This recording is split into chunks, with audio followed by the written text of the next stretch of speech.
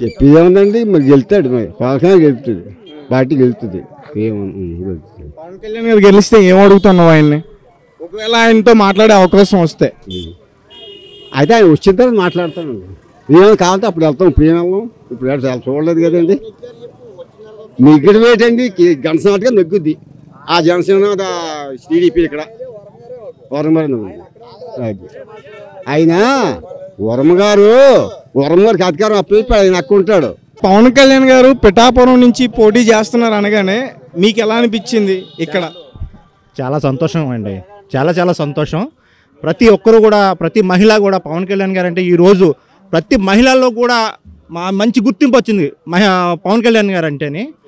ఆయన ఏది చెప్తే అదే వినిలా ఉన్నారు. తూర్పుగోదావరి జిల్లా, పశ్చిమ గోదావరి జిల్లా ఎక్కడైనా సరే నేను తిరుగుతాను, మొత్తం అంతా తిరుగుతాను. ఇప్పుడు ఏంటంటే one side Janasena, one side దానికి సపోర్టు ఇక్కడ పిఠాపురం గడ్డ మీద నియోజకవర్గం పైన మన వర్మ గారు ఫుల్ సపోర్ట్ పవన్ కళ్యాణ్ గారికి. ఇక్కడ ఏ విధమైనా సరే, ఏ పార్టీ అయినా సరే, ఏది వచ్చినా సరే, ఇప్పుడు వరకు జరిగిన సమావేశాలు వేరు, ఇప్పుడు జరిగిన సమావేశం అన్నది ఇప్పుడు కావాలి. Pawan Kalyan one side, Janasena one side compulsory వస్తుంది. ఎందుకంటే ప్రతి ఒక్కరికి కూడా 18 సంవత్సరాలు నిండిన వాళ్ళకి ఈ సంవత్సరం ఓటు రాయించుకోవడానికి బద్దకించేవారు. ఇప్పుడు చాలామంది కూడా ఓటు గురించి నాకు ఓటు కావాలి, నేను నా దేవుడు వచ్చాడు, నాకు పిఠాపురం నియోజకవర్గానికి నా దేవుడు వచ్చాడు, నేను ఓటేస్తాను అనేది ఒక పవర్ వచ్చింది. పవన్ కళ్యాణ్ ద్వారా ఒక పవర్ వచ్చింది. ఆ పవర్ మొత్తం అందరికీ కూడా అది దాన్ని ఏమంటారో నాకు తెలియదు కానీ పిచ్చివాడేసింది అంతే. One side Janasena, one side compulsory one side వస్తుంది. ఇక్కడ ఏది అనుమానం పెట్టుకోవాల్సిన అవసరం లేదు. ప్రతి ఒక్కరు కూడా అంటే కొంతమంది ఉన్నారు, వాళ్ళు కొంతమంది ఏదో మొహమాటం కోల్ది కొంచెం ఇదిగా ఉన్నారు. తెల్లారిసరికి రాజకీయం మారిపోద్ది, అంతా జనసేనలోకి వచ్చేస్తారు మొత్తం అంతా. ఇది సత్యం. ఎప్పుడో పాత గతంలో భీమవరంలో ఓడిపోయాడు, అక్కడ గత ఇవన్నీ వదిలేండి. ఏదేదో న్యూస్లు చెప్తున్నారు, అవన్నీ వదిలేండి. ఇప్పుడు పిఠాపురం నియోజకవర్గంలో అనగా పశ్చిమ గోదావరి, తూర్పుగోదావరి జిల్లా, ఏపీ మొత్తం ఎక్కడ చూసే సరే జనసేన టీడీపీ. నేను మొత్తం అంతా తిరుగుతాను. నేను తిరగని దేశాలు లేదు, నేను తిరగని రాష్ట్రాలు లేదు, ప్రతి చోట తిరుగుతాను. నేను చెప్పేది ఏంటంటే పవన్ కళ్యాణ్ గారు 100% గెలుస్తారు పిఠాపురం గడ్డ పైన. ఇది రాసి పెట్టుకోండి. అంటే ఒకవేళ గెలిస్తే అంటే ఆయన అభిమానిగా కాదు, ఇక్కడ ఒక ప్రజానికంగా చెప్పండి, ఇక్కడ ఎలాంటి అభివృద్ధి కోరుకుంటున్నారు మీరు? ఇక్కడ ఏం లేవు, ఇక్కడ ఏం కావాలి? రోడ్డు సమస్యలు కానీ, హాస్పిటల్స్ కానీ. ఫస్ట్ ఏంటంటే నేను ఒక ఆటో డ్రైవర్ని. ఎప్పుడు 2016లో 16 నుంచి మన జగన్మోహన్ రెడ్డి గారు తండ్రి లేడని నేనే ప్రచారం చేశాను ఆటోలో. నేను ఫ్లెక్సీలు కట్టుకున్నా, వైసీపీ ఫ్లెక్సీలు నేనే కట్టుకుని తండ్రి లేకుండా ఆయన్ని చాలా అమాయకుని చేసేసి వీళ్ళందరూ జైలుకు పంపిస్తున్నారని నేనే ప్రచారం చేశాను. ఆటో ఎక్కిన ప్రతి ఒక్కరికి కూడా, ఆటో ఎక్కిన ప్రతి ప్యాసింజర్కి కూడా నేను ఏమన్నానంటే వైసీపీ చూడండి నేనే చెప్పాను. చెప్పినోడిని ఏంటంటే నేను 2-3 సార్లు నా అవకాశాల కోసం నేను వెళ్ళాను, నాకు అవ్వలేదు, ఎవరు లెక్క చేయలేదు నన్ను. దేని గురించి అంటే నాకు ఒక ఆటో విషయం గురించి వెళ్ళాను, వదికినికి వెళ్ళా. ఆటో ఏదో తిరగబడిపోయింది, ఆటో కింద పడిపోయింది. అరే బాబు, నేను ఎమ్మెల్యే దాకా వెళ్ళలేను, నేను కొద్దిగా చేసి పెట్టరా, నువ్వు లీడరు కదా, నువ్వు బాగా అతని దగ్గర ఇది అవుతావు కదా, చేసి పెట్టరా బాబు అన్న. చేయలేదు. చెప్పతా నువ్వు చేయనప్పుడు నాకు ఎందుకురా. అప్పుడు బట్టి కూడా 2019 నుంచి కూడా మూసి కూర్చున్నా. అప్పటి నుంచి ఇప్పటివరకు ఏ జెండా కప్పుకోలేదు. ఇప్పుడు నాకు నచ్చి నేను జనసేనలోకి వచ్చాను. నాకు నచ్చి నేను జనసేనలోకి వచ్చాను. ఇప్పుడైతే నేను ఎంత లెక్క తిరిగినా సరే జనసేన తిరుగుతుంది. కాకినాడ అవనివ్వండి, భీమవరం అవనివ్వండి, అమలాపురం అవనివ్వండి, నేను ప్రతి చోట తిరుగుతాను నేను. ఇది సార్. కేవలం జనసేన వాళ్ళు మాత్రమే తిరుగుతున్నారా? టీడీపీ జనసేన రెండూ కలిసి తిరుగుతున్నాయా? టీడీపీ రెండు కూడా అన్నదమ్ములాగా తిరుగుతున్నారండి. ఏదన్నా సరే గొడవలు వచ్చినా ఏమొచ్చినా సరే సర్దుకుని పోతున్నారు. అరే తమ్ముడు నువ్వు వెళ్ళరా అంటున్నారు, సర్దుకునే పోతున్నారు. గొడవలు ఎక్కడా లేవు. వర్మ గారు కూడా మంచి వ్యక్తి. ఆయన కూడా ఈ ఊరికి చాలా చేశారు. ఆయన చేయలేదు అంటలేదు, చేశారు. అడగండి, ఇక్కడ అందరూ పెద్దవాళ్ళందరినీ అడగండి. రైట్. నేను ఒక క్వశ్చన్ అడుగుతా. వైఎస్ఆర్సీపీ పార్టీకి సంబంధించిన ఒక సోషల్ మీడియా వర్గం ఒకటి రాసింది ఏంటంటే పవన్ కళ్యాణ్ గారిని ఓడించడానికి వర్మ గారే కుట్ర పన్నుతున్నారని చెప్పేసి. దానిపైన మీరేం మాట్లాడతారు? అది చేతకనోళ్ళ పని అండి. అది చేతకాని వాళ్ళ పని. ఎందుకంటే ఏదైనా వచ్చినా సరే ధైర్యంగా ఎన్నుకోవాలి. అది ప్రతి ఊళ్ళో ఉంది, ప్రతి గ్రామంలో ఉంది, ప్రతి జిల్లాలో ఉంది, ప్రతి రాష్ట్రంలో ఉంది. అవునా? అదే ధైర్యంగా ఎదుర్కోవాలి. పవన్ కళ్యాణ్ గారి మీద ఏదన్నా అపోహ పెట్టినా చేసినా సరే అది ఉపయోగం లేదండి. అది ఏదన్నా సరే రేపు 13వ తారీఖు నుంచి మళ్ళీ రిజల్ట్ తెలుస్తుంది. అప్పుడు ఏం తెలుస్తుంది కదా, ఎవరు ఏంటన్నా తెలుస్తుంది కదా. తెలిసినప్పుడు అప్పుడు మనం చూసుకుందామండి. అంటే పవన్ కళ్యాణ్ మీద పెట్టిన ఏదో తెల్ల పేపర్ మీద చిన్నది పెన్ను చుక్క పెడితే పేపర్ని చూస్తారా, చుక్కని చూస్తారా? నాకు ఒక డౌట్ వచ్చింది. అంటే పవన్ కళ్యాణ్ నువ్వు అభిమానవా, లేకపోతే ఏంటి జన సైనికుడువా, లేకపోతే పవన్ కళ్యాణ్ గారికి పర్సనల్గా అభిమానమా సినిమాలు చూసి, లేదంటే పిఠాపురంలో సమస్యలు వచ్చాయి, గతంలో నీకు అన్యాయం జరిగింది, దాని గురించి ఆయన ఇష్టపడుతున్నావా? నిన్న అసలు పార్టీ పరంగా కాదు, పవన్ కళ్యాణ్ గారి ఇష్టం మీద కాదు. నేను ఎటెప్పు కూడా అడగండి, ఇక్కడ ఊళ్ళో ఏ జెండా ఇప్పుడు వరకు కప్పుకోలేదు.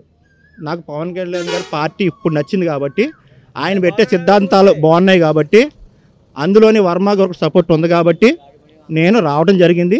నేను ఇష్టంతో అయితే జనసేనతో ఇదివరకైతే జనసేన వెనకాల తిరగలేదు, జనసేన తెలుగుదేశం వైపు కూడా నేను తిరగలేదు. ఇప్పుడు నాకు ఇష్టపడి నేను పవన్ కళ్యాణ్ గారి వెనకాల అవకాశం వస్తే ఆయన కలిస్తే కూడా చూస్తున్నాను. నేను చాలామంది జన సైనికులు వెళ్ళిపోతున్నారు కదా వేరే వైఎస్ఆర్సీపీ పార్టీకి కానీ కాంగ్రెస్ పార్టీకి కానీ, సో దానిపైన ఏం చెప్తావు? అరే ఇక్కడ ఎక్కడైనా ఏగలు ఉన్నాయో చూడండి, కొంచెం పంచదార రాయండి. ఇక్కడ ఆ ఏగలు ఉన్న పంచదార ఉందని చెప్పు కూడా ఏగలు ఉంటాయి. దాని మీద కొద్దిగా యాపరాసం రాయి, కొంచెం యాపరాసం రాస్తే అది దూరంగా పోతాయి. దొరబాబు గారు ఉన్నారు పిఠాపురం నియోజకవర్గంలో. ఒకసారి ఈ నియోజకవర్గంలో ప్రజల స్పందన ఎలా ఉంది, మరి పవన్ కళ్యాణ్ గారిని ఇక్కడ గెలిపించుకుంటారా లేదా, ఇవన్నీ కూడా అతను అడిగే ప్రయత్నం చేద్దాం. సార్ నమస్తే అండి. సో వర్మ గారు ఇక్కడ సీనియర్ పొలిటీషియన్గా ఉన్నారు. మరి వర్మ గారు అభిమానులు చాలామంది కూడా అసంతృప్తి వ్యక్తం చేస్తున్నారు. వర్మ గారి నిలబడితే బాగుందని చెప్పేసి ఇప్పుడు వెళ్తున్నారు కదా సార్ ఇంటింటికి, అక్కడ కూడా ఇదే టాక్ వినిపిస్తుందని చెప్పేసి అంటున్నారు. సో దానిపైన మీరు ఎలా స్పందిస్తారు? వర్మ గారికి చాలా గట్టిగా ఉంటుందండి. పిఠాపురం నియోజకవర్గంలో ఫుల్ ఫాలోయింగ్ ఉంది వర్మ గారికి. ఈ వర్మ గారికి సీటు ఇస్తే మేము కష్టపడక్కర్లేదు. పొత్తులో భాగంగా మరి పవన్ కళ్యాణ్ గారికి ఇచ్చారు. అయినా సరే వర్మ గారు పవన్ కళ్యాణ్ గారు గెలుపు గురించి కృషి చేస్తున్నారు. మేమంతా వర్మ గారి అడుగుజాల్లో నడుస్తున్నాం.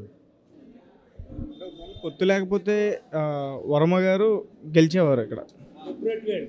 పొత్తు లేని పక్షంలో వర్మ గారు డెఫినెట్గా ఇక్కడ విన్ అవుతారండి. మరి లాస్ట్ టైం ఎందుకు దాదాపు 15,000 ఓట్లతో ఓడిపోయారని నేను విన్నాను. అవును, ఓడిపోయారండి. ఇండిపెండెంట్గా పెట్టే 50,000 మెజార్టీతో నెగ్గారు. మన గాలి వలన పోయిందండి. ఒక్క ఛాన్స్ అని మన జగన్ బాబు అంటం వల్ల అంతా అటే వేశారండి.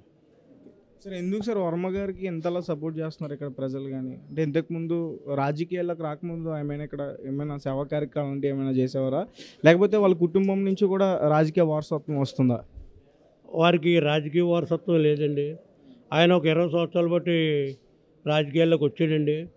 వచ్చి నిత్యం ప్రతిరోజు ఏదో ఒక ఊరో ఏదో ఒక వార్డో అలా తిరుగుతూ పెదల్లోనే ఉంటాడు. నేను అందు గురించి ఆయనకి అంత ప్రాపర్టీ వచ్చిందండి. అయితే ఇప్పుడు కూటమిలో భాగంగా అందరూ పోటీ చేస్తున్నారు, బీజేపీ, జనసేన, తెలుగుదేశం పార్టీ. కానీ మీతో పాటు బీజేపీ పార్టీకి సంబంధించిన కార్యకర్తలు కానీ వాళ్ళ పార్టీ లీడర్స్ కానీ ఇక్కడ ఎవరో కనిపించట్లే ప్రచార భాగంలో. బీజేపీ కూడా ఉన్నారండి.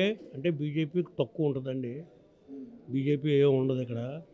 కాబట్టి ఒక 5-6 డైలీ వస్తున్నారండి, మా ప్రచారంలో వస్తున్నారండి. అయితే వైఎస్ఆర్సీపీకి పార్టీకి సంబంధించిన ఒక వర్గం ఇలా మాట్లాడుతుంది, నేను కదా మాట్లాడింది. ఆ వర్గం నుంచి వర్మ గారే దగ్గరుండి పవన్ కళ్యాణ్ ఓడిస్తాడు అని చెప్పి వాళ్ళకి సంబంధించిన సోషల్ మీడియాలో వస్తుంది, ఇది వైరల్ అయింది. సో దాని గురించి అవి పిచ్చి పనికిమాలోళ్ళు మాట్లాడండి. ఒక రాజకీయంలో ఉన్నప్పుడు ఎవడో మాట ఇచ్చాక తప్పుడు పనులు ఎవడో చేయడండి. అది కాకపోయినా వర్మ నిస్వార్థంగా చేస్తున్నాడు. వాళ్ళు ఇంకా జనసేన వాళ్ళు ఇంకా తిరగట్లేదండి.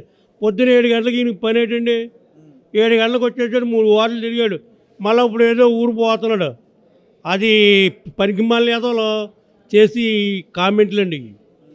అదండి నిస్వార్థంగా పవన్ కళ్యాణ్కి మా వర్మ గారు సపోర్ట్ చేస్తున్నారు. వర్మ గారు వెంటే మా తెలుగుదేశం సభ్యులంతా ఉన్నాం. అదండి. వర్మ గారు సపోర్ట్ లేకపోతే పవన్ కళ్యాణ్ ఇక్కడ గెలుస్తాడా? అది మేము ఎలా చెప్పగలండి?